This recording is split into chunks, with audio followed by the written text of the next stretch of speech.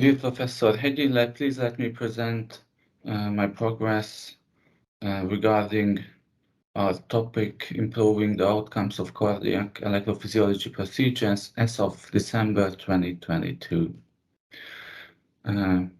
Shortly about me, I work at Semmelweis University Heart and Vascular Centre as an assistant lecturer, PhD student and cardiology fellow, and my project is deeply rooted into my vision and mission to help the progress of Semmelweis University into the best 100 universities in the world.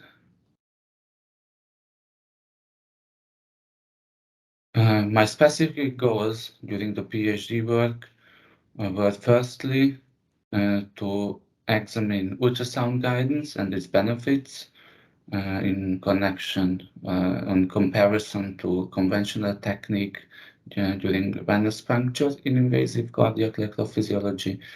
I'm conducting a systematic review and a meta-analysis, and afterwards we will do a randomized clinical trial on the same topic. This one is currently suspended until we make further progress in the first one. The second specific goal is to predict 1-year all-cause mortality in patients undergoing VT ablation with machine learning techniques. My first topic, as I mentioned, is comparing ultrasound guidance versus conventional technique. Specifically, I'm conducting a systematic review and a meta-analysis. Shortly about the background. Cardiac EP procedures need venous access. This is done most commonly done by puncturing the femoral vein. Most complications of the procedure are associated with this venous access. This has a negative impact on quality of life and also has higher costs as hospitalization is prolonged. Ultrasound is a good tool to clarify anatomy of the vessels in question, and it is already widely used and also included, its use is included in the relevant guidance of other subspecialties such as intensive care or nephrology, for example.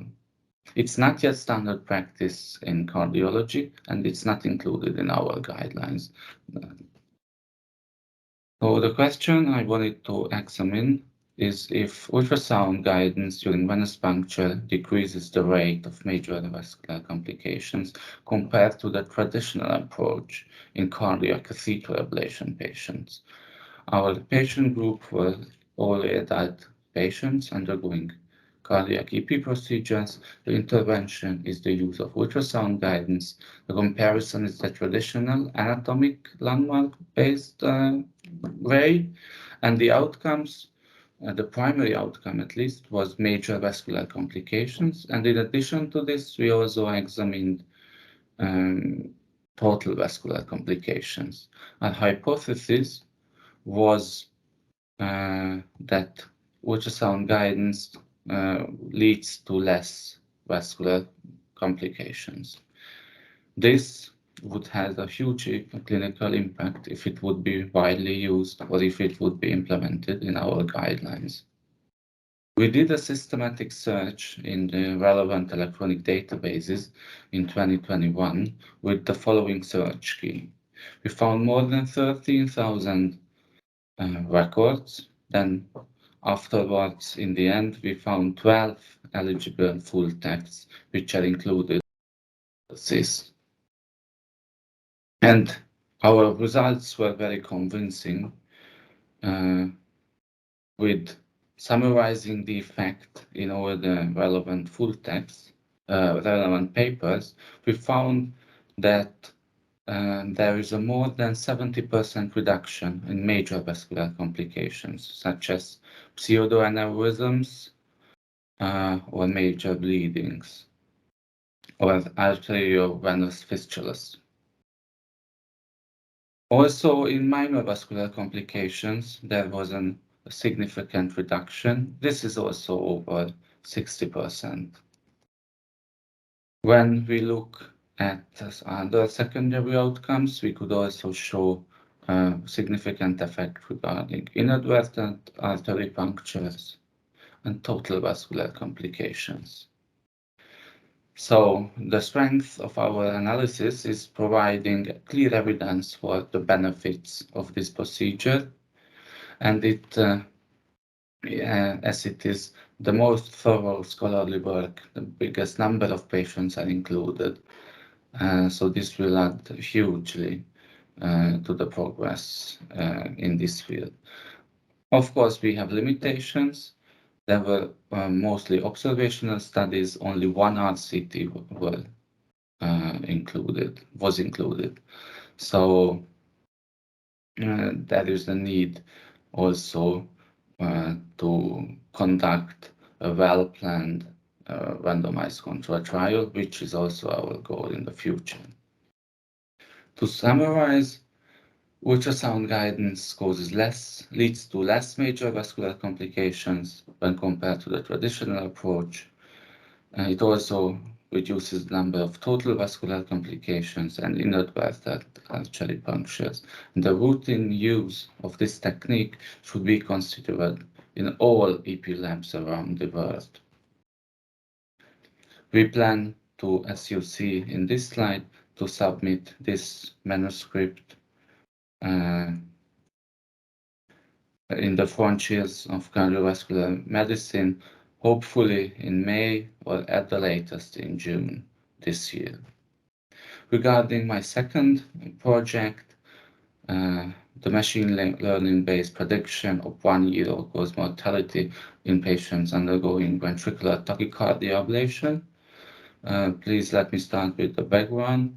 The ventricular tachycardias are potentially life-threatening arrhythmias, the most common cause of sudden cardiac death. Medication is often ineffective. ICDs can prolong the life, but they have a huge impact on quality of life. And a big number of ICD shocks is also associated with higher mortality. So there is a need also for another treatment ways, and catheter ablation is currently the most effective treatment for monomorphic VT. But as this is a vulnerable patient group, even after this procedure, there is a high mortality after 1 year, after a specific time. We wanted to establish a risk stratification and identification algorithm giving a prediction of 1-year mortality in these patients. And we wanted to establish a new model which can outperform currently used score systems.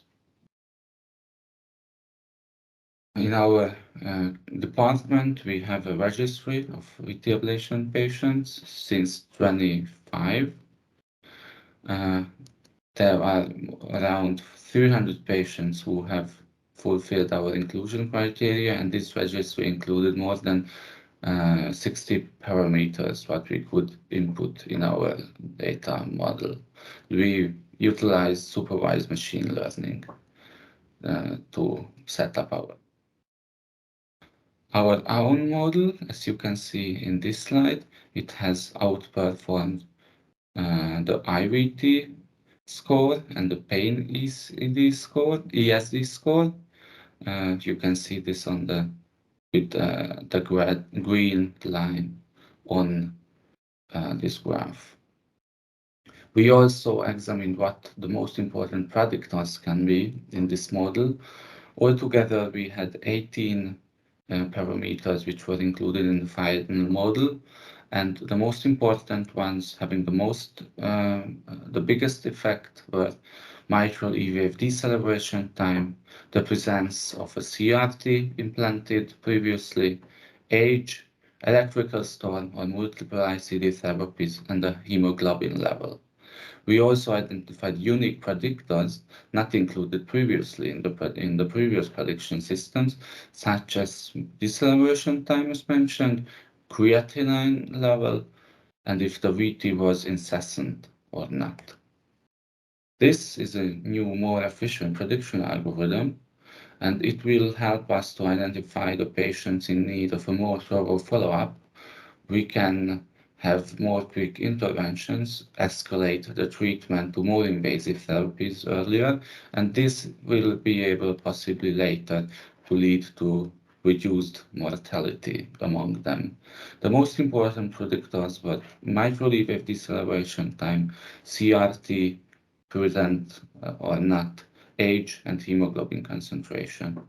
We are currently also having an external validation with the utilization of a web-based platform, and I will be happy to tell you about the outcomes of this later on. We will make progress with working on the paper regarding the second project when the first one is submitted. So to summarize, until September, we want to submit the two papers I mentioned, and then also hopefully we will be able to work on planning the randomized control trial, the protocol of which is also planned to be submitted later on. Thank you for your attention.